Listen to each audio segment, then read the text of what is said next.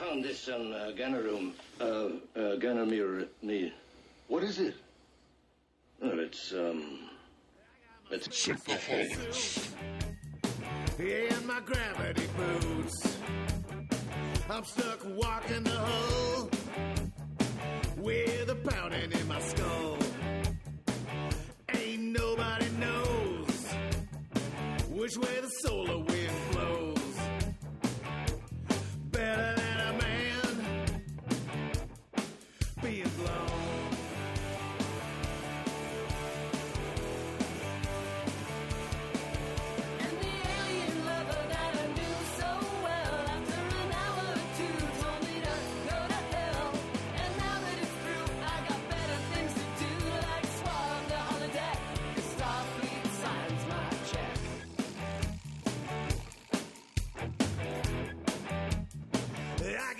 Welcome to Synthaholics, guys. This is your host, David Duncan, and with me is... Aaron O'Brien. And we also have... Guy Davis. Yes. He's calling from a tin can tonight. Out in space. He's in a he's an Apollo mission style ship floating. He's on in space. the Botany Bay 2, which they left him out, didn't give him a good comm system tonight. Guy, are you an Augment? I am definitely an Augment, and I'm stuck in a DY-100. Wow. That's wonderful. I'm sorry. And there goes your obscure Star Trek trivia for the night. I actually knew what you were talking about that time. Yeah, so, things are great. Yeah, we're talking this episode. We're going to be talking about the Enterprise 3-parter, Borderland, Cold Station 12, and the Augments. We've just been calling it the Augments just because it's what basically it's about. Yeah, it's the Augment Saga. And it's really weird. I think, this is not the first time there's been a 3-parter that didn't have numbers in between them. Yeah. Deep Space Nine season 3 started with a 3-parter that also didn't have a 1, 2, or 3 behind it. So this is... Circle. Yeah, this is like I said, this is Star Trek Enterprise. This is season 4, and it's episodes 4 through 6. And it first aired, the first episode was October 29th, and it stretched out to November 12th, 2004. So, and the first episode is Borderland. So we're jumping back into Augments, the eugenic wars, everything that stemmed from Space Seed, the original series. There's a lot of nice nods in these 3 episodes. Yeah. To a lot of that. Well, this is all on the Manny Koto era of writing Enterprise. And as a side note, Manny Koto was an old school Trekkie. I guess he still is an old school Trekkie like me. So... He's been really big. If you watch the 4th season, you can see he's the showrunner now because at this point in time, Brannon Braga had stepped down. And he's definitely, we've got the Orions, we've got Klingons, Andorians. The Andorians had been through the entire thing, but he straightened out the Vulcans because he felt that the Vulcans had been too aggressive and too non-Vulcan-like. Mm-hmm. Yeah, they really had. And they really had. They were completely bonkers. And so he straightened them out. And he hated the fact that he was stuck with Stormfront coming into this. Coming into this episode, he was coming into the season, he was stuck with Stormfront Part 1. And they hadn't written Stormfront Part 2, so they didn't even know where it was going. Wow. They never do with the season finale things. That's crazy. I thought they pulled it off really well, though. I like the 2-parter for Stormfront. I think that's... It's weird that they wouldn't have an end to that. Mm-hmm. Crazy. Well, this is not related, but they wanted to make the Prometheus movie into a trilogy, but Damon Lindelof, who ruined the Star Trek in the Darkness in my book, he basically ruined Prometheus. The whole thing was different from the original script, and I think a lot of the problems with them getting Prometheus 2 or whatever the Alien sequel is now is that they're trying to figure out what to do because he ruined the story so badly in the first one. It's I don't know what to do. Thanks, Lindelof. You ruined it. You ruined the universe, dude. Thanks. Well done. But yeah, that's quite a title, Ruiner of the Universe. Ruined Star Trek, ruined Prometheus. Come on. What else? Ruined Lost. Oh man. Should we jump into this? Yeah. Yeah. All right. Well, we're going to start off here.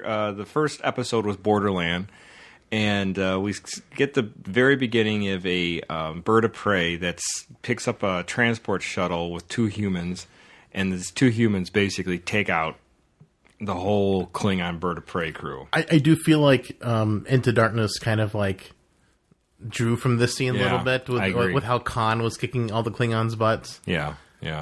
I want to talk about the Augment strength and their everything because I feel it's a little overstated. I get a little aggravated. 5 times stronger than a regular human. Yeah. I can count by 5. Yeah. I think Kurt can kick Khan's ass. Yeah. Really. Well, and he did need some kind of strange polymer pipe to do it, though. Yeah, but I mean, I gotta say, Archer kind of like went toe to toe with Malik a couple times here, and he said he did okay for just a standard human, you know. All right, so it does make you think how weak are the Klingons. Archer can beat up the Augment that promptly goes off and beats up like a zillion Klingons, and you're like, wait a minute. Klingons don't have to be physically strong. They've got redundant organs and redundant bones. They don't need to be like stronger. They just can take more damage than human than punching you. bags. Foreheads. Yeah. Well, so that was the very beginning, and you kind of like, okay, so we're dealing with something that's not normal here. That was the beginning of the show. We get into the next scene back on Earth. We get to see Brent Spiner again, and he is Brent. Yeah, it makes me think that his family line is like so the Soong's family line is so inbred, or they're just clones of the same person. Because everyone in Soong's family line looks exactly the same. It's very possible that his, how are they so smart for being inbred? That he basically went into his own genome and manipulated it. So, like, he didn't actually like have the standard sex. He probably just did a fertilization into an embryo with his sperm and made sure it was the proper genome sequence to make him super geniuses. Yeah, probably. So maybe the Soongs are, augments brain-wise. Maybe. That's just me talking. So we get the great grandfather of Noonien Soong. Noonien Soong, yeah. Yeah. So this is, like I said, played by Brent Spiner. He's in a prison cell working on plans, and he's a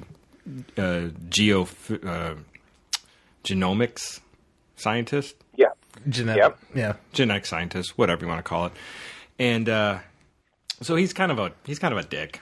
He does whatever he wants. Brent Spiner's playing himself in this episode. Yeah. And it is kind of interesting to see him play like a very human character compared to the Data. Yeah. So when Captain Archer comes to visit, Soong tells him about the bird of prey and that they found the DNA matches some of the augments that Soong stole from a medical facility some 20 years before. And so, but what happened was Soong stole these embryos and brought them to a unknown planet and raised 10. Was it 20 or 20 kids? I think it was like 15 or 16. Yeah, I don't know. Maybe not all of them. It was lived. a handful. Yeah, it was enough. And he raised them till they're 10, and then he ran away from them. It wasn't really explained. I think he was arrested because he said he was in jail for 10 years. Yeah, I know he was arrested, but did he leave the planet, knowing that he was going to get arrested, or did he leave the planet to say, I'm going to go on a, run for milk, and he just never came home? Never came home. Yeah. Yeah, it's probably a little bit of both. Really. We're out of milk. We're out of milk. I got to go to the Orion. I know they're looking for me. I got to go to Valtex 3 to pick up the milk. I'll be back in 3 weeks. I'm going to buy an Orion slave or get some fresh Orion milk from her tea. Jeez. Green milk. It's better than blue bantha milk. Ooh. Banthas aren't even sexy. Is it bantha or is that from mushroom milk? I always thought it was mushroom. I was always assumed it was bantha milk because they're like cows, sort of, maybe. I thought they were doing like cows? I thought it was like magic mushrooms that they were always like drinking the milk and they're tripping balls the whole time. Luke just never left Tatooine. He just imagined the whole thing. Oh, that's the twist for episode 8. Anyways, Table. I'm just full of ideas tonight. All right, so they're going to take soon to help them find these augments. Their basic mission is to capture the augments and bring them in. I don't know what their plan is after that, if they're going to poke at them with sticks for the rest of their lives. Yeah, that's never really explained. And this whole thing, they're just trying to stop them from causing trouble, because that's what augments do. Superior, ambition breeds superior everything bad. Yeah. So everything bad. That's how the quote goes. Exactly. I'm got a steel trap memory guy. That's why I can never remember people's first names.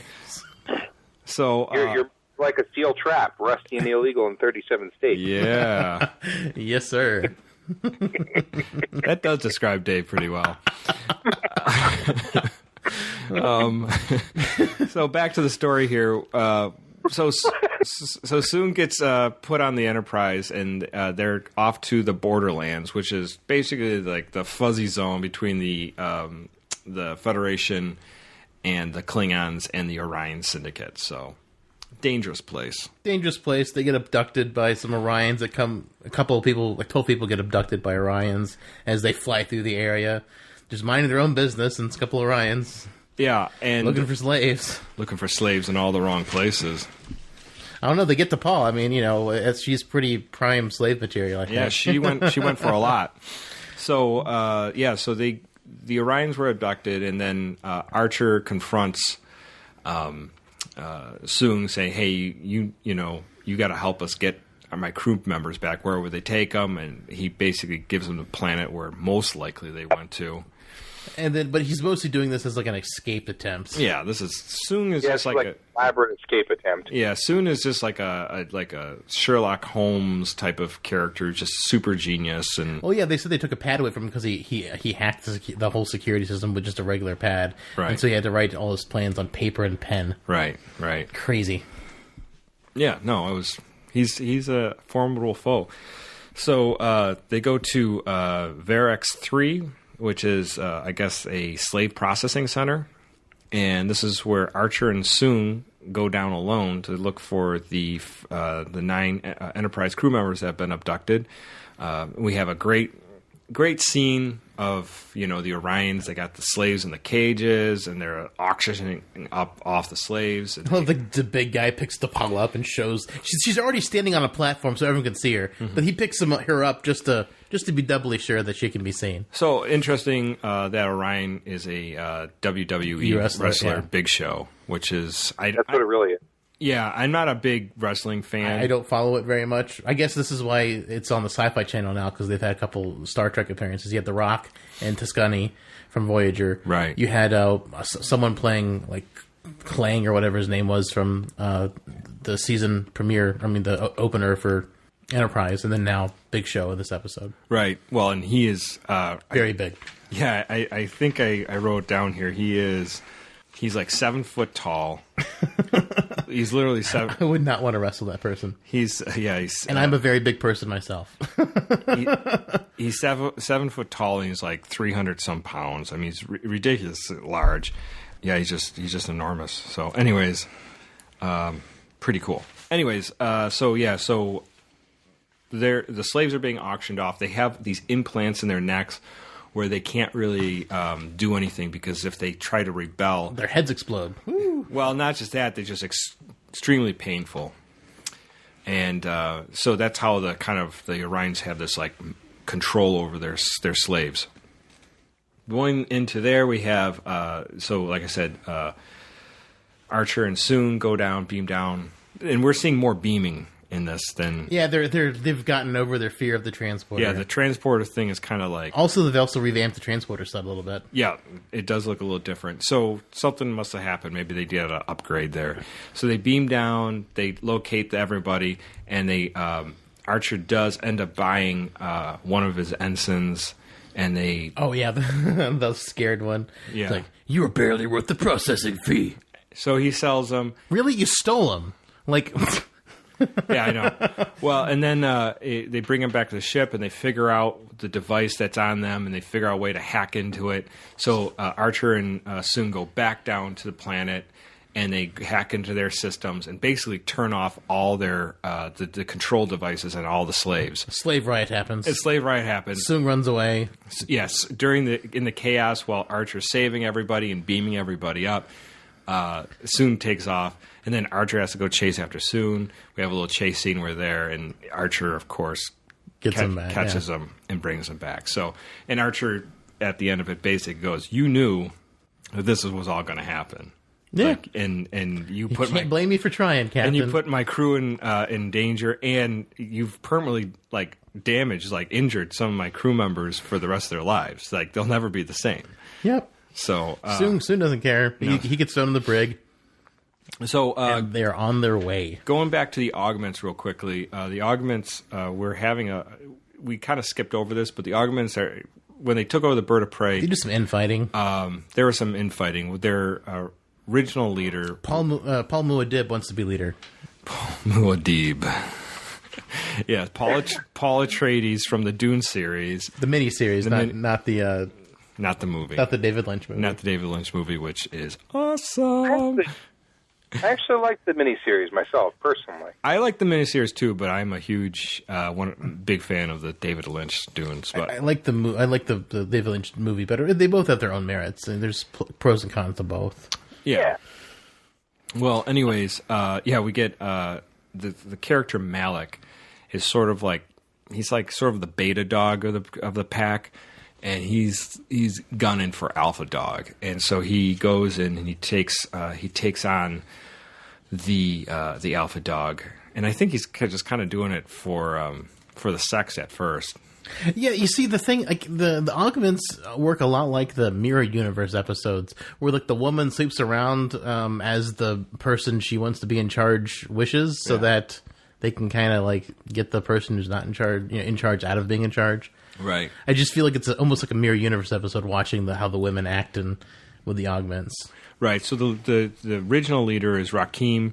He didn't want Malik to take on the bird of prey and steal it. Now that they did, they're on their way, for fame and glory or whatever they're going to do. But Rakim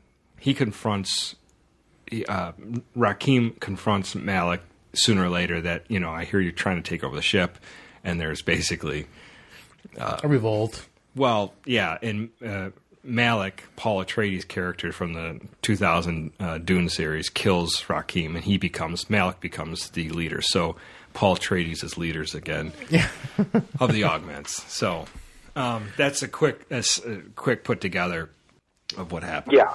So basically, the Augments run into Archer, the Enterprise. They break out Data's great-great-great-grandfather. And they proceed to Cold Station 12 to get more embryos so they can raise even more of their augmented kind. Right, and that's where we leave the Borderlands episode. And then we jump to the next episode, which is Cold Station 12.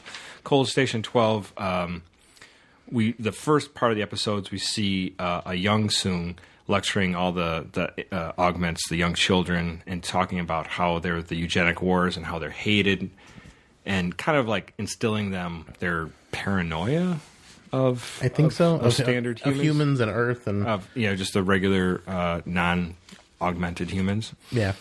So next then we jump to Soong and his grown augment children, and they head to Cold Station 12.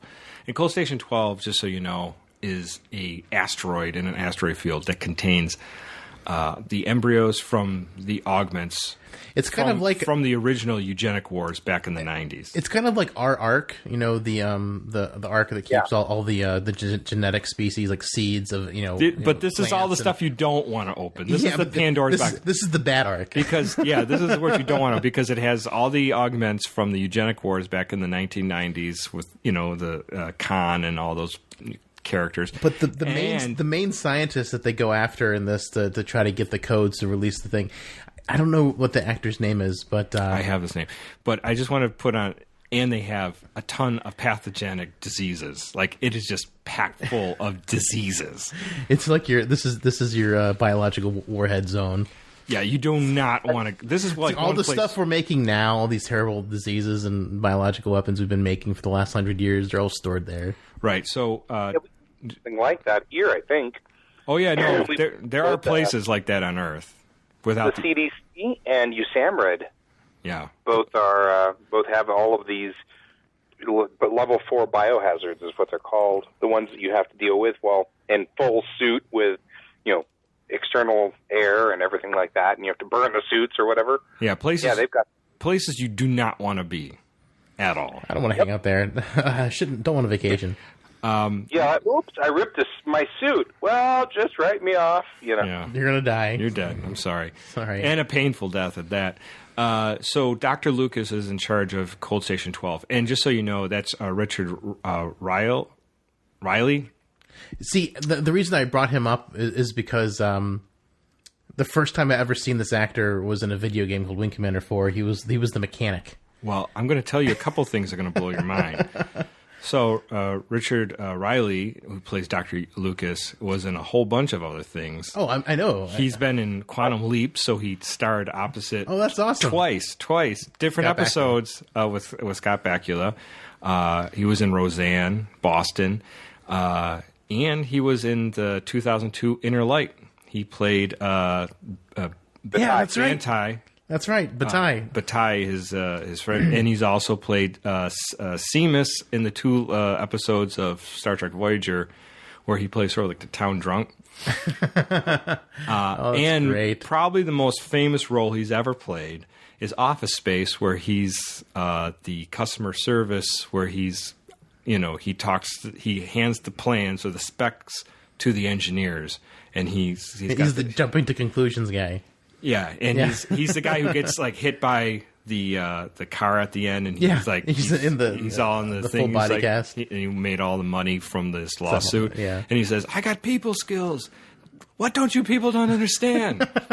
So that's him. I mean, he's across the board. He's been in a ton. I looked at his IMDb page. It is just so many things. But the thing is, it stuck out to me because Wing Commander is another sci-fi thing, and this is and Mark Hamill was actually the main character in the Wing Commander video games. But just this guy, he's like a mechanic. His name is Pliers. I'm like, every time I see him, no matter what he's in, it's Pliers. That's the first thing I know him from. Well, and the other thing, and I know my brother will probably be the same way. All the characters in here, especially all the augments, the big augments here, they're almost all voice actors, like in video games. Like if you go through almost all you look at their IMDb pages, it's like video game, like like big games too, not like small games. They're like pretty notable in voices. It's sad Vic Mignogna wasn't one of these augments. That would have been great. Yeah, he's got the body for it for sure. Okay, so going back to Cold Station 12, they head to Cold Station 12, and this is where they're going to steal the embryos. The Enterprise instead goes to where Soong raised the kids, and it's like a small settlement. They find the retard augment. Yeah, Smike. Poor Smike. Smike. He didn't have the brain capacity. He was the runt of the litter, unfortunately. He wasn't augmented well enough. So they find this, this non-augmented, well, I guess his hearing's pretty good. Yeah. That's the only thing we find out about. Spider hearing. Yeah. This augment has spider hearing. And they find that the incubators that were originally on there were taken from there. So they must they know where he's going. They're kind of like, okay, now he's going to Cold Station 12. So Enterprise takes off to Cold Station 12, and they're given orders by their admirals, Starfleet, to do whatever you need to do, including destroy Cold Station 12 if you have to. Anything is on the table for this. Just don't let anything out of that place. Yeah. Don't do it. Back to Cold Station 12, we see Soong and Malik and crew. They take over a Denobian shuttle, and they kind of trick their way onto the station, and they easily, overpower these weakling scientists. Oh, the girl does it by herself. Yeah, I mean, it's just nothing. It's great. And from there, we see basically Malik become worse and worse. Like you thought he was a little bad. You're like progressively more aggressive. Yeah, and you think like, okay, he's just a little aggressive. He's a little bad when you see him in Borderlands, and then here you see him like he's just butting heads with Soong. It's just not good. He's killing people, and Soong's like, don't do that. Yeah, he sticks they're trying to get the codes for the embryos to unlock them, and so they can get into that vault. The Dr. Lucas. Oh, and just preface, Dr. Lucas, who's the head of Cold Station 12, he is also good friends with Dr. Phlox on the Enterprise. And this is mentioned more than once, like I think 2 different episodes prior to this, that they were friends. I think they're pen pals. Yeah, they write stuff to each other. Yeah, yeah. So this is the actual character, and we actually get to meet him. So he's supposed to have these codes, and to let the augments, where the embryos are, right? They're the most secure thing. Not the viruses, the embryos. And Soon had previously worked on Cold Station 12 at one point, and that's when he stole the embryos way back when, like some 20-some years ago. So going from there, he assumed that Dr. Lucas has the codes open to the vaults of the embryos. Dr. Lucas says he doesn't have it, and since you did what you did, now the only Starfleet has the code to open it, and we have to call them and get it. And they don't believe him, and they take one of the doctors and they put him into a tube. And they just give him like the worst disease possible. Yeah, they give him a terrible disease, and he basically just turns into like a jellyfish inside the tube there. Just bleeding everywhere. Yeah, it's pretty awful. It just gets ugly. Oh, yeah. Dr. Lucas does not fold, to his credit. And he's not that good a friend with him. That doesn't matter. I never liked that asshole. Anyways. He's fine. He's gunning for my position. Yeah, he was a jerk. Yeah. but then Phlox and so the Enterprise comes, and the Enterprise basically is like, we're coming to take over. I mean, take control of the Cold Station 12, and Soon holds a disruptor to Lucas, Dr. Lucas' head, and he's like, I'm going to kill everybody here if you keep going. And so Enterprise kind of tails off, but then it secretly beams like a commando troop with Phlox, and which was probably a bad idea to put Phlox on that away team. And Phlox personally asked to go down. Archer's like, I can't see a problem with that. Can't see that issue there. We're dealing with the most dangerous people that we can possibly deal with, right. And I don't see any problem bringing you down. That's fine. Well, they get captured like almost in a minute. So I mean, it's like it's nothing, and they realize that Phlox is a friend of Dr. Lucas, and they're going to put Phlox in the tube and give him some infectious disease. He folds like a stacked house of cards immediately. Yeah. It's like, okay, I give you the codes now. It's fine. Don't hurt him. Yeah, and his letters are just too good. I can't live without those letters. Those must be some pretty good letters. That's all I'm going to say. This is my first wife. This is my second wife. This is my third wife. And this is me with all of them at the same time. It's like, wow. You live such a wonderful life. So they take from there. He gives them the code, and they go and they get the embryos. While they're away, Malik has a field day. He starts kicking Archer's ass, and there's a big fight. And like I said, Archer does pretty well against an augment. I got to say. And they're going to basically just take off. And they're going to leak out all these viruses. In the meantime, Enterprise has engaged the bird of prey out in the asteroid field. Enterprise was going to actually send a sequence code to blow up Cold Station 12 with Archer and the Phlox on Cold Station 12 just because it was just too dangerous. They're going to blow it up, but they jammed that signal. So Enterprise was literally trying to blow it up, the asteroid, with shooting it with torpedoes. But then they got entangled with the bird of prey. But the Augments and Soon escape with the embryos and a whole bunch of viruses, like 300, viruses. The worst of the worst. Yeah, he picked some of the most terrible viruses. And he's got the samples. He's going to lead them all out in the station too, so everyone will die who's left on the station. Yeah. So, and here's where it gets crazy. So, they take off, they get on the bird of prey, and they warp out of the area. At the same time, the people, all the scientists down at Cold Station 12 are still trapped and with Archer, and they're going to leak all the pathogens into Cold Station 12. It's just all going to release. And this is where the episode ends, and the next one picks up. Yeah. Archer has to call up this gigantic ladder.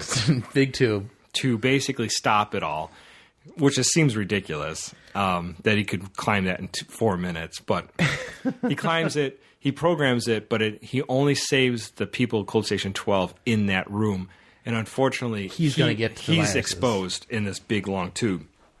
Right. So he orders to Paul in the Enterprise to fire at the very top of where the tube ends, and it shoots him out like a cannon, and they beam him up once he's out in space, and he's kind of like half frozen in his the vacuum of space. You know, you could tell it affected him. It gave him like, you know, his eyes are all red and stuff like that. They did really good stuff on him. Like, it was really and he cool. was only in space for like seconds.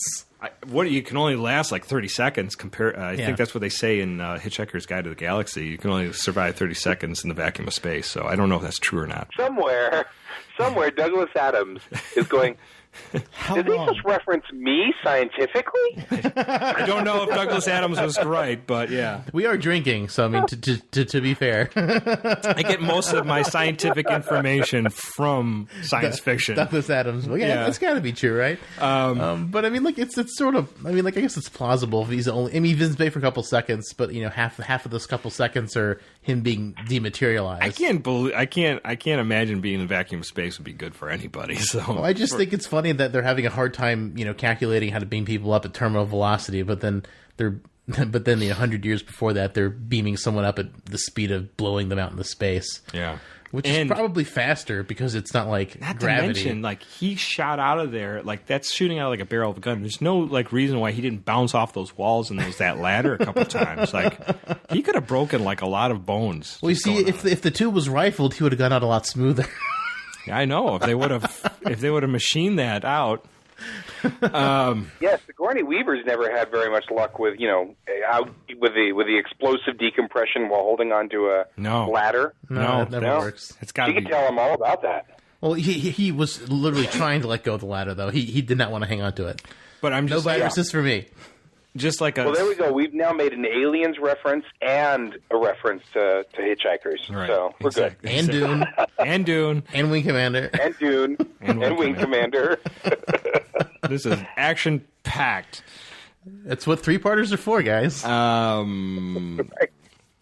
Yeah, so anyway, so they save Archer, they save the scientist, and I guess it's going to take like a year for Coal Station 12 to get like back to operational because they have to scrub the whole place, and the place is fucked. It might as well be destroyed. So that being said, we go back to the Bird of Prey with the Augments and Soon, and the last episodes were pretty much a chase. They're just trying to chase them down, right? And we get Soong and Malik banging heads even more. Yeah, and this is where it really starts coming to a head because, you know, Soong said, I didn't want you to kill all those people, and he basically said, you know, he told him what he did. And then Malik gives him the idea about starting a war between the Federation and the Klingon Empire by going to one of the Klingon colonies, firing a torpedo with all those pathogens that he stole from Coal Station 12 into the colony. Basically, wipe out the colony, and then cause a big Klingon Federation war. Which would, you know, be terrible, you know, and Soon's like, what are you talking about? Like, that's like... genocide. That's insane that you would even think about that. And... oh, man. Yeah, and... he's starting to realize maybe he's starting to make a bad decision, and so he's actually starting to modify the embryos to take away the aggression, and Malik doesn't like this either. Right. Which pretty much scares Soong into like, yeah, I need to leave. Can you help me off the ship, hot girl? Yeah, and so that's where he has one of Malik's girlfriend that he stole from Rakim from the beginning. She still has a lot of love affection for her father, and so she puts him onto an escape pod, and he shoots off into space, and thankfully, somehow, the Enterprise actually finds that escape pod, which is pretty improbable in my book, but we're going fast and furious here, so he tells him the whole plan. I'm surprised, A, Klingons have escape pods, and B, that they work. Yeah, I know. Did you notice how dirty everything on that ship looks? That looks pretty awful. I like how before he got thrown off, like Soong threatened to throw Malik into the Targ pit, and he wouldn't see the light of day. Yeah. So they just keep live Targs in a pit somewhere on the ship. Like, cool. I just want to be the Klingon engineers. Like, we're gonna make a pit for targs. Well, that's where you keep the whales later on. Yeah, that's right. Good call. There be whales here. Be whales. Man, that's a lot of I had targs. always wondered that. I'd always wondered, why would you have these huge bays that hold whales in a bird of prey? But now we know. They were targ pits. Targ pits. Yeah. That's a lot of targs to make up the room enough for 2 whales and all the water to hold the 2 whales. Well, they gotta make their targ quota for the end of the month. Well, so. they do prefer live food. So, like, did they just bring the targ out and, like, just start ripping it apart and eating it live? Maybe. Like, I just, like, Maybe. those are pets. These are Klingons. What was that guy? The Klingons don't care. They're pets. But, hey, they're tasty pets. It's also nutrition. That's right. Yes. I always like to joke that cats are Chinese food, and the food that cats eat is Chinese food.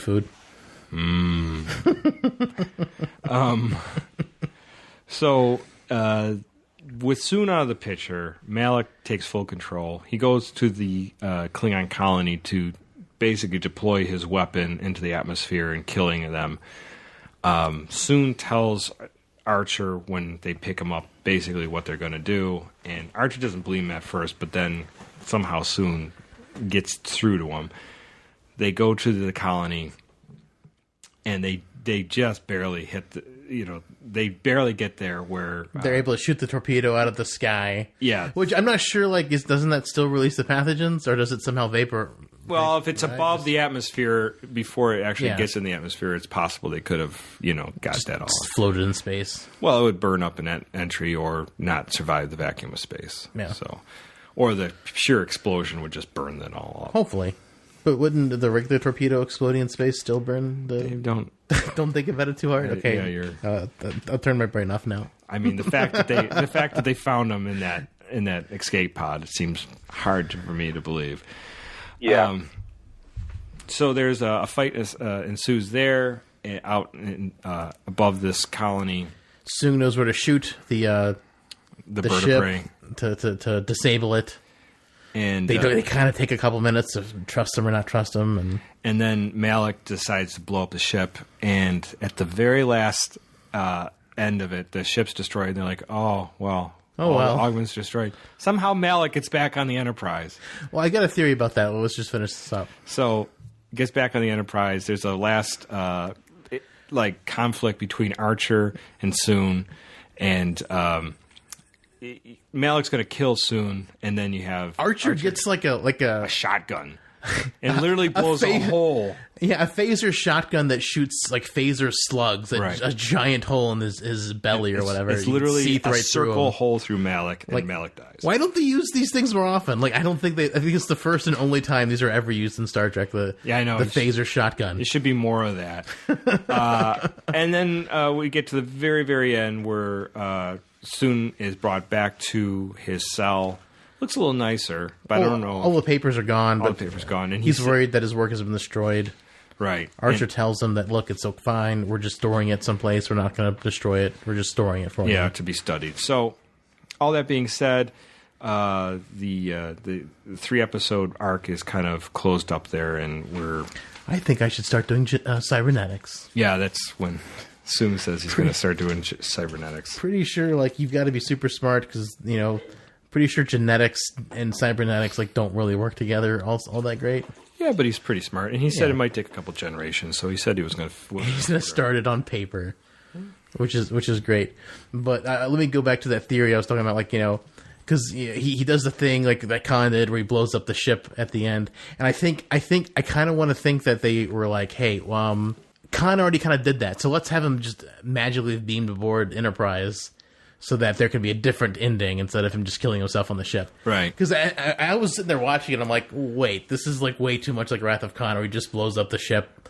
There's a torpedo that's going to launch that's going to kill everybody. Yeah, it's just like, what? Yeah. It does have a lot of hearkening from Wrath of Khan. So I feel like they kind of had to beam on for that last little fight, because it's like, okay, we got to make it feel a little bit different than the Wrath of Khan. We got to give him a fist fight. So did he beam? He had to have. Is that what he did? Or did he jump through space? I don't know. I mean, there's a lot of things that could have happened right there. I could survive in space 5 times longer than a regular human and not get frostbite. Right, that's right. Or explode. Or have my eyes turn red. No, I'm pretty sure he beamed. And they didn't detect that. Maybe he found Cybok's space horse and he just rode the horse over. That'd be sweet. Yeah. This was definitely a fun 3-parter. It's super action packed. I think this is it's a little dumb on the ethics, but I mean it touches on it here and there about the augments and everything. But it's definitely one of the high watermarks of Enterprise. I think these 3-parters. It's a lot of fun. A lot of fun seeing Brett Spiner in the thing. In the episode, my girlfriend walked by. I was watching it. What's he doing? He's like, "What's he doing in Enterprise?" Yeah, because she's more familiar with Next Generation. So yeah. Well, that's basically the episodes. Guy, since you haven't had a lot of talk about this, why don't you give us some of your thoughts after watching all 3 of these again, and any reflections or anything you want to add? Or actually, tell us what you were telling us before, like how you've made this into a movie instead of a 3-part episode. Yeah. So first of all, I'd like to bring up some of the interesting background information that goes in some of these episodes. The Borderland is the last time that J.G. Hertzler makes his show, or makes an appearance in Star Trek. So General Martok from Deep Space Nine's in this. He loves playing Klingon captains. And just so he's Klingon captain. The last time he shows up, which is kind of sad. But it is sad because it's such a small part for him to be. It is, and that's his bow that he takes. I kind of wish that his last appearance was Archer's lawyer, because at least that's he's a prominent role in that episode. Yeah. In this one, he's got 2 minutes of screen time, if that. Yeah, not much. Yep. So that's an interesting sort of thing about the first one, but. And you were talking about what I was saying before. In the book that is 50 years of Star Trek, the last 25 years, that's apparently a 2-volume series of this book. One of the Manny Koto was talking about the fact that when they had left the 4th season, all they were doing was trying to get to their syndication number, and that's it. They knew. The 3rd season, they knew they were canceled. Wow. And all they wanted to do was just make sure they had enough episodes that they could hit syndication and syndicate the show. So they pretty much just gave them a blank check to do whatever they want. It didn't matter, which is one of the reasons why the 4th season is one of the best seasons of Enterprise. But on the same token, us our syndication, damn it. Yeah, just get us to the syndication numbers. Because apparently syndication nowadays is 4 seasons instead of 3 seasons, which is what it was back in the 60s. But because of that, Manny Koto started doing all of these little mini arcs because he thought that was kind of fun, and he was doing those whole things and these little mini arcs, and he had said that he kind of hoped that somewhere down the road people would just kind of see them as little teeny movies. Like micro movies or something. Right. And it's so funny because later that is exactly what I did when I had a whole bunch of Region 2 DVDs when I came back from Japan of Star Trek. Well, you can't play Region 2 DVDs in a Region 1 or an American DVD player. And since I didn't bring a DVD player back with me, the only thing I could do was set my computer's DVD player to Region 2, and you can do that 3 times before it locks in to wherever it is. So I set it for Region 2, and then I had to rip all the DVDs because I knew that once it went back to Region 1, even my computer wouldn't be able to read the DVDs anymore. Is that a pirating thing, Guy? Ripping them? Yeah. I meant the Region 1, Region 2. Is that a pirating issue? Yeah, I think it's an anti-pirating attempt. Okay. I remember when DVDs first came out, they were talking about region encoding, and since we were anime fans, we really were kind of upset about that because that meant that, of course, Japanese animation would be in a different region than American. So you'd have to buy a Japanese DVD player to sit on top of your American DVD player to play your Japanese DVDs, which was ridiculous. Or wait for ages, and if they ever came to America naturally. Right, but back when DVDs first came out, they weren't coming over to America at all, because it hadn't gotten big yet here. Well, when DVD players first came out, they were also $1,000, so not many people had them. Yeah. Well, they came down in like the late '80s, early '90s. So anyway, the end of the story is that I took all of these 3-part series, like there's the Vulcan Forge series of 3 episodes, and the Augments series of 3 episodes, and I put them together in Premiere to make one 2-hour movie. And actually, the Augments is literally 2 hours and 1 minute long. So that's awesome. It's quite really literal. 2 hours, 1 minute, and 56 seconds to be exact, because I've got it up on my screen because we're talking about it. But yeah, so it's very interesting because it does make a very clean movie in itself. I mean, it's got a good, nice 3-act structure to it as a complete movie. But that was apparently part of the plan. That was apparently what it was supposed to be, because they prior to Enterprise, really those ongoing episodes, they didn't like them because in syndication they would shuffle up the episodes. Yeah. Stupid. So if you had, right, yeah. So if you had them in that way, it'd be, if you had them where you had to have part 1 played after part 2, or part 2 played after part 1, or whatever. Some guy at channel 49 in Nowheresville, Kansas, was going to mess it up and get it out of order, and then a whole bunch of people would complain, and then the station would complain to the network. Right. So it'd become one of those things. See, so they were always numbers on the episodes. Just follow the numbers, please. It's not that hard. Well, and this was a long time ago. I mean, sure. I know it sounds weird, but it was 14 years ago, and that was a different landscape. Man, that's so hard to think of. That's 15. I know. Mind-blowing. It distorts my brain to think of that. Yeah. It distorts my brain to think that I was sitting there eating Cheerios, watching Encounter at Farpoint on its first run. I mean that's what really distorts my brain is when was that Honey Nut Cheerios or just regular Cheerios? Regular Cheerios, and the reason was because, and only very few people remember this, there was a deal that the original Cheerios, I mean just the normal Joe Blow Cheerios did, where they had stickers of all of the crew members in the boxes of Cheerios as an extra. For Enterprise? I don't remember that. Not Enterprise. He's talking Encounter at Farpoint for Next Gen. No, well, the Honey Nut Cheerios, you could turn in your proof of purchase and get those Metal Enterprises. We got enough of them to get 2 Metal Enterprises for. I got 1. But the regular Cheerios Slacker. Before. I know. I'm behind. The regular Cheerios had stickers in them. Yeah. So I mean, so I was constantly buying these boxes of Cheerios, and I remember my mom would say, "Guy, wait a second! I just pictured a young Guy Davis. He's at the recess. He's like, look, I got these stickers of Data and Captain Picard, and the kids are like, who the fuck is that?" I know. And then he gets roundly beaten. Oh my God! I got it from a Cheerio box. And they're like, "What?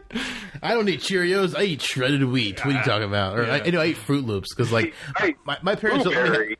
Blueberries. My parents didn't let me have Fruit Loops. I was a Cheerios kid. Yeah, no, I was a Honey Nut Cheerios kid, and I got those Metal Enterprises. You were just describing that guy, and I was just all of a sudden just seeing you as a little kid, super excited about these stickers, and like the kids just walloping on you in recess because you were excited about them. It's so true. But the thing about it was that the stickers came out like a month before the show did.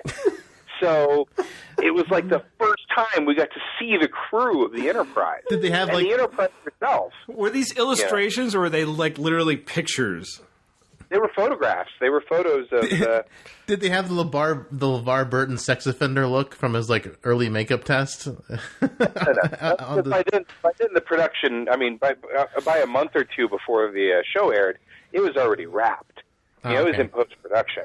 So they already had all of the correct the finalized photos, like that. Not the bubblegum pink data.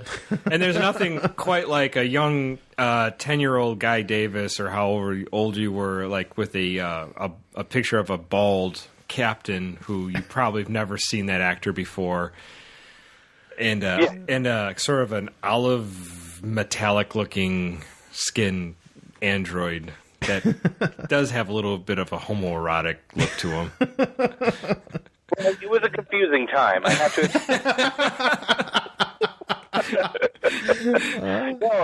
So it was anyway. So the of course the kicker to the story was I wanted all of the stickers, and there was only one sticker. Of course per you did. box. You ate a lot of Cheerios. A lot of Cheerios. And my mom said, "Okay, here's the deal. I'll buy these Cheerios for you, but you have to eat them. You can't throw them out." It's like, I can't eat anymore, Ma. They don't even taste very good. They taste like cardboard. Got to the point where it was like, even today, I don't want to eat Cheerios.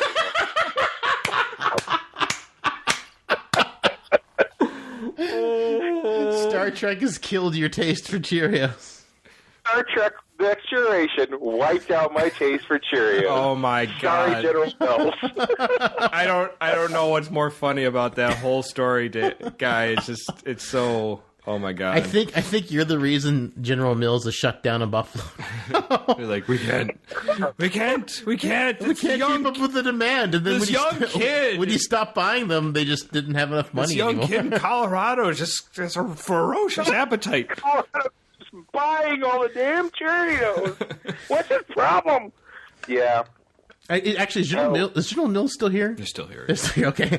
Well, there's a bunch of factories that have shut down in Buffalo. So yeah. So I just assumed they're General Mills is actually pumping and still going. They're still going. And they still make Cheerios. Okay, because because I remember I used to smell Cheerios. I worked near the waterfront, and I get off work at night, and you can smell Cheerios. Yeah, Guy, if you ever come to Buffalo, don't go by the waterfront at night. There's certain areas at night where you literally can smell Cheerios in the air. It's not a joke. It's people. Flashbacks. It'll be horrible. Yeah, you'll be like, where are my stickers? Where are my stickers? You'll be like hovering over me, and I'll be like crawling around on the ground going, I'm fully functional. Oh, God. It's horrible. Oh, so Guy, we'll just have to not take you to the waterfront at night. Yeah, for Pokemon Go, we'll have to go by the waterfont by day. It doesn't smell like Cheerios during the day. Okay, so Guy, besides all those great stories, this is almost as funny as Trevor and Palpatine. Yeah, it is pretty damn funny. I have a 10-year-old. I don't know how old you were when this came out, but I have a 10-year-old. Leslie Crusher's age, remember? He's the same age as us. So you were what? He's older than Will Wheaton. So I was literally the same age, 14. Yeah. So I'm picturing a 14-year-old Guy Davis, juiced up on Cheerios. Which had to have like 6 spoons of sugar in it to make it even palpable. Well, did you like? 14. Did you? I didn't think my Honey Nut Cheerios tasted enough like honey, so I would actually put honey in my Honey Nut Cheerios. God, dude, that's so disgusting. I can't even wrap my brain around that. People looked at me strange. Yeah.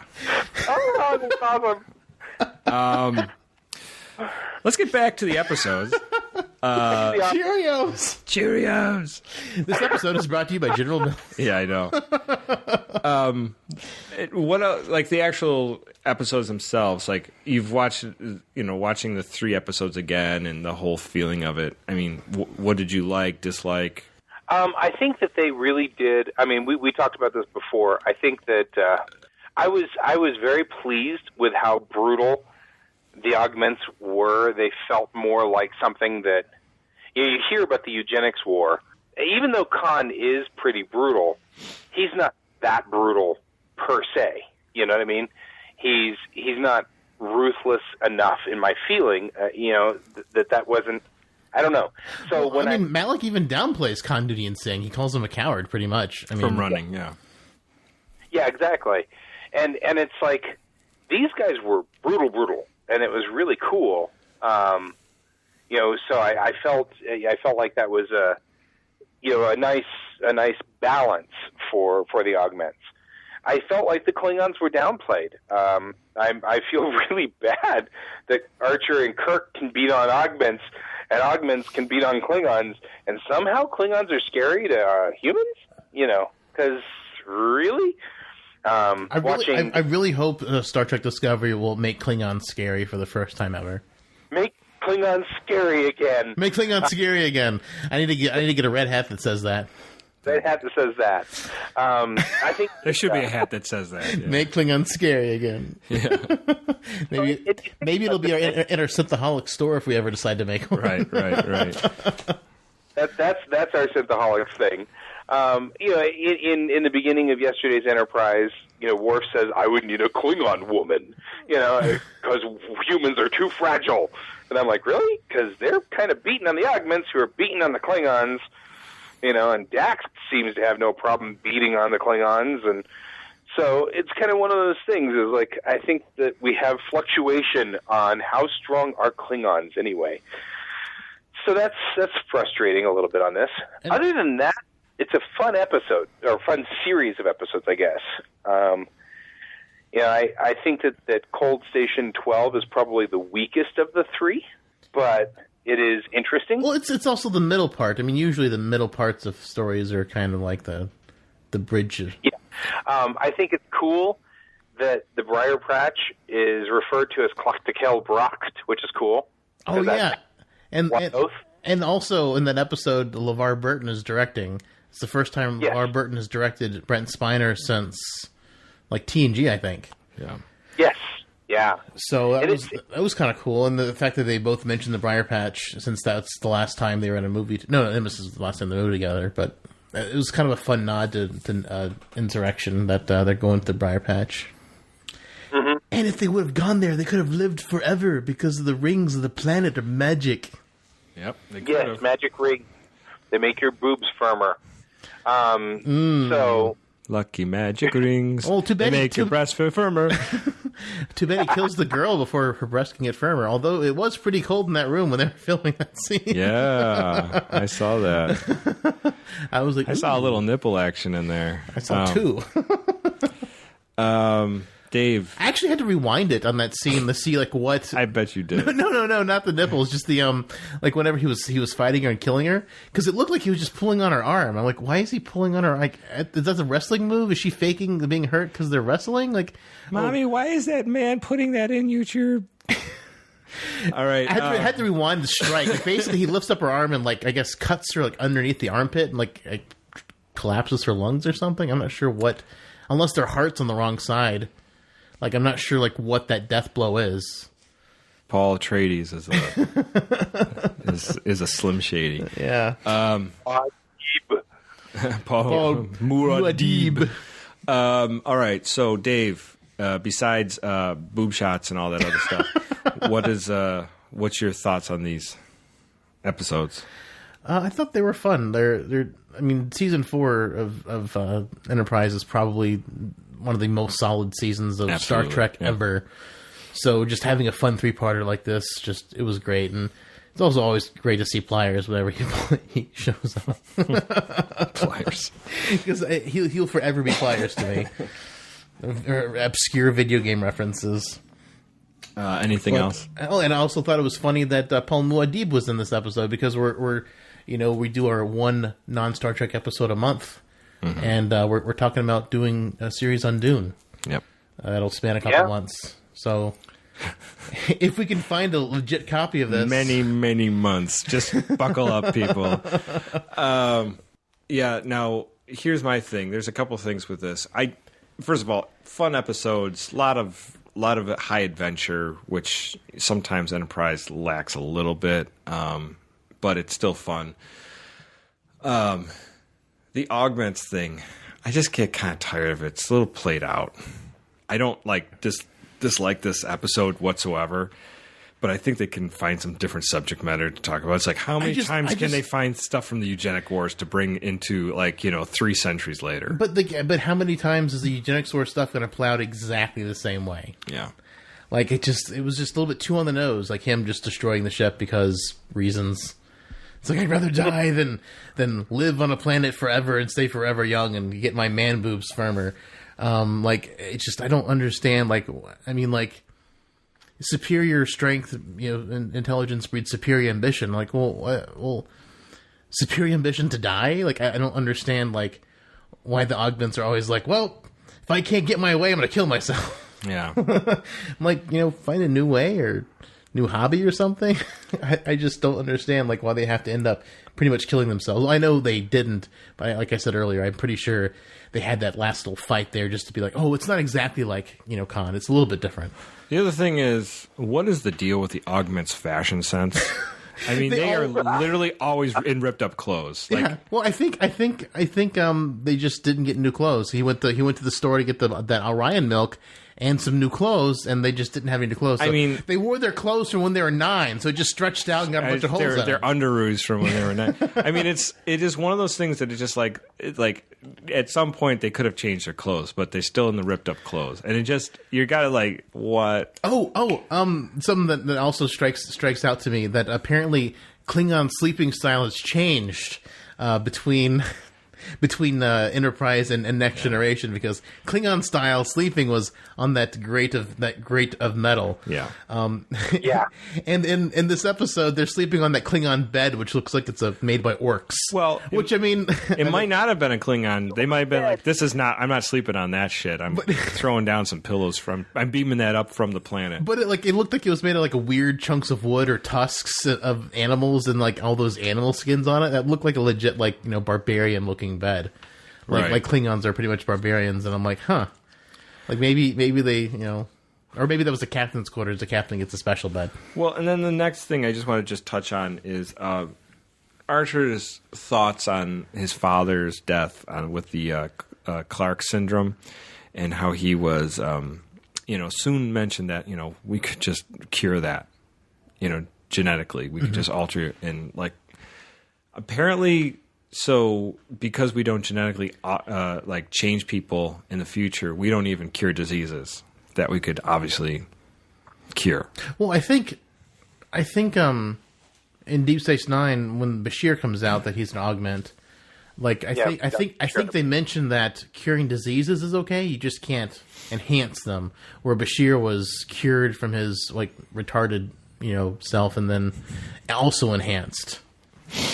And well, yeah, I think that part of that though is, and that might have been that in Enterprise's time, it was so close to the eugenics war that they just pretty much did the complete and total. That's it. Nobody touches genes. Leave them alone. Yeah, and then after time goes on, they loosen up a little. But that's like 200 years. I mean, between Enterprise and 1990, what is it? Like it's 2000. I mean, 2150 something where this is all taking place. Yeah, and. Yeah, obviously the eugenic wars took place in the 1990s. So, I don't know.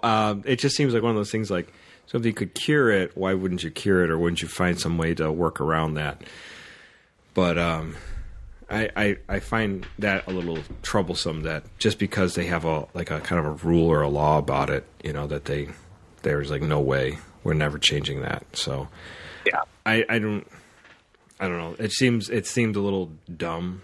But I guess, heavy-handed? Yeah. I mean, I know, 30 million people died, but whatever. But reasons. But reasons. But it was definitely fun. I really enjoyed it. I think the high point for me was Archer shooting out of that, access panel when he... It was a really cool scene. Really cool. Like, and they did a really good job with the makeup and... Yeah. And... I don't know how plausible it is, but I mean, if it's plausible at all, I think they handled it the best way they possibly could. Possibly could have, like, scientifically, Yeah. I enjoyed that. That was probably the best. That was the most entertaining part for me. I mean, there's lots of other things I liked. The augments, they get a little bit like. I just wish they two-dimensional. Like the only thing, I just wish it would have played out a little bit different, or I wish they had like a more clear end game than like just using some kind of weapon of mass destruction. Well, that's the other thing is like Malik and crew seem to want the guidance assumed for a while, and then Malik seemed to kind of surpass that and say like, you don't have any answers, or not the answers I want. We want, yeah. and I'm going to go forward from here, you know. So I would go to SETI Alpha 6. Because when student questions, well, where would you go if you don't want to go to the Briar Patch and live on the Forever Planet? Right, and they do hang out there. They won't have nothing bad will happen here. Oh, man, that would have been so good if they actually went through and did that. That would have changed. Well, Insurrection would have already been out, but that would have been really interesting. Like them subjugating the Beku. Lame Beku. Well, we don't want to use technology. We've got shit tons of it hidden underground because they can fix data or whatever, but we're just going to leave it underground. Well, you know. Because we rather dig in the dirt with our bare hands. Kind of going back to the old Quaker way of life. And apparently not ever have sex, because the Plinkett video for Insurrection, he, on an agrarian society, he was like, the population for people who never grow old and, don't have anything to do but farm, they should be having a lot more sex and they should be having a lot more children. And their population's really absurdly low for how long they've been there. Well, they could have birth control. That's technology. It's underground. We don't have that. Or maybe they use sheepskins. There you go. Handmade sheepskins. Oh, yeah. The finest sheepskins. The finest sheep intestine condoms known to Beku. I've never seen workmanship quite like this. Oh my. They contour it right to your penis. Oh. Yeah. They just, the whole Augment crew seemed to kind of like become two-dimensional to me. Yeah. I kind of wish they had some... I mean, it's just a different end game. I mean, because it's fun having the augments, but it was almost a Wrath of Khan rehash. And honestly, I kind of felt like there should have been maybe a schism or split between them and say, hey, some of them are going to go soon, and we're going to go to this planet in the Briar Patch, and we're just going to live out peacefully because, we're aggressive, but we don't want to kill everybody. There's got to be that kind of augment that don't want to kill everybody. Some kind of middle ground. Right. Yeah, although, all the times we've had an attempt at a rehash of Star Trek II, at least this one's not as offensive. Well, yeah. Oh, yeah, it's definitely not, definitely not as offensive. Yeah, but I guess it gets a little, to me, it gets silly that there's so many damn augments floating around out in space and they're all, like, ridiculously, like... super powered. Yeah. Like the littlest kick sends people flying and flipping. It's great. That's the part where I get a little bit like, come on, give me a break. It's action movie schlock. It's great. It's just like, yeah, I know they're stronger and I know they're faster and smarter, but like, I have a hard time believing that they're like ridiculously, like, especially when we see Into Darkness, Khan is like basically, Captain America. Yeah. I don't know. Well, how many times stronger is Captain America the Riddler? Is it 6 times? I don't know. Captain America, from what I recall, and this is going back to the 80s. Old comics. Yeah, the 80s. I think he can bench press like just under 1,000 pounds. So he's really strong. Like, doesn't the strongest man in the world currently able to deadlift 1,000 pounds though? Yeah, but I mean, like, he's just like he can press that, So I mean, so if he's 5 times stronger than the strongest man, the Augments can do 5,000 pounds, maybe. Yeah, like when I used to weightlift way back when, many years ago, and I could do many moons. I could go a little over 200 pounds. Nice. That was pretty good back then. Yeah.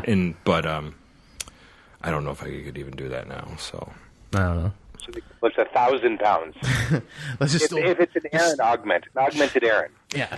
And I'm not bragging, but I was as a young man, I was extremely strong. Like, I was just very strong. Like, when I would play football, like, I could be a running back. I could have like 3 guys hang on me. I could keep running. That's awesome.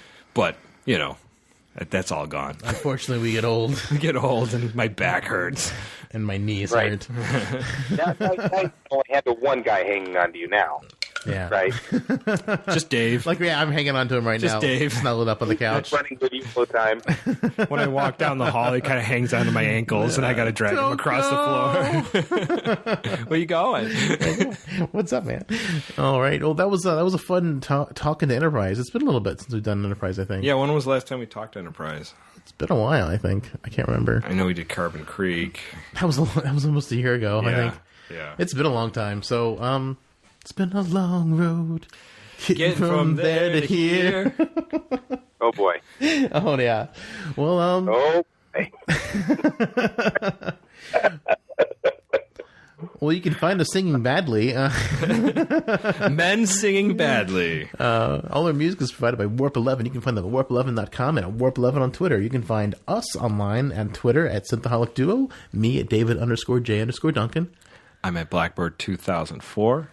And I'm at USS Tamerlan and witchesoflame.com. Yeah, and if you could, after hearing this episode of Augments, we'd like you to augment our status on iTunes and all the different kinds of search engines out there.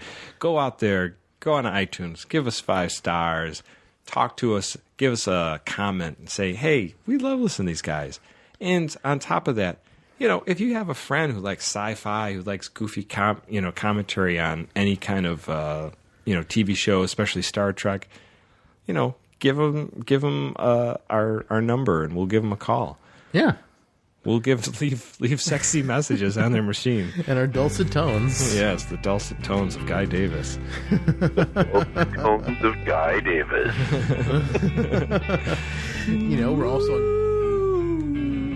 We're also on Google Play Music. We're on iHeartRadio. Our episodes are now showing up on YouTube. We're everywhere. You can come and talk to us on Synthaholics. Our Facebook group is facebook.com/groups@Synthaholics. You can email us at synthaholics@yahoo.com. Email us. Tell us what you think. Tell us what you think, what you want. Give us commentary. If you have any questions, ask us. If you have any suggestions for future topics, send them to us. If you have any arguments that you do not like, if you don't like me, let me know. Yeah, we want to hear all of the above. Also, if you think our show's good enough to donate to, give us $1. We have a Patreon. We're at patreon.com/synthaholics. Support our show. Guy Davis has his Patreon at patreon.com/gsdavisart, so you can support his art. And he is an artist for a living, and he does his own podcast as well as ours. So support us. I can take all the support I can get. Yeah, and check while you're at it. Check out the USS Tamberlin, his webcomic, and also his Witches of Flame, his new webcomic that he's working on now. Yeah, and check out our friends, the Geekyverse and the Artful Gremlins, who we've been hearing our crossover episodes, our non-Star Trek episodes. They do great geek-related content or just off-the-topic crazy stuff. So check them out at their respective websites as well. We have our Friends of Synthaholics link on our webpage where you can find their information and check them out. Good guys. Lots of fun over there. Yeah. Well, thank you all so very much for listening. Live long and prosper. Before the night's over, I'll puke in the sink and we'll cry till we laugh. And we'll both shit our pants. You're the best drinking friend I ever had.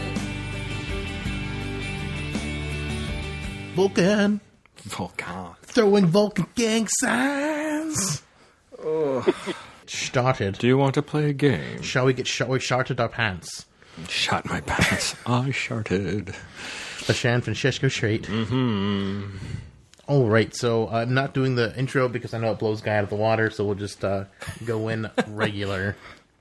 We're going in dry. Going in dry, Guy. Hope you're ready. No KY needed. Nothing. Okay, I'm ready when you guys are. I'm watching Augments. You guys can sit there and yammer. I'm watching Augments. I don't know what your problem is. All right. So, when I was, as a side note, when I was in Japan, I rented a lot of these. I bought a lot of these Region 2 DVDs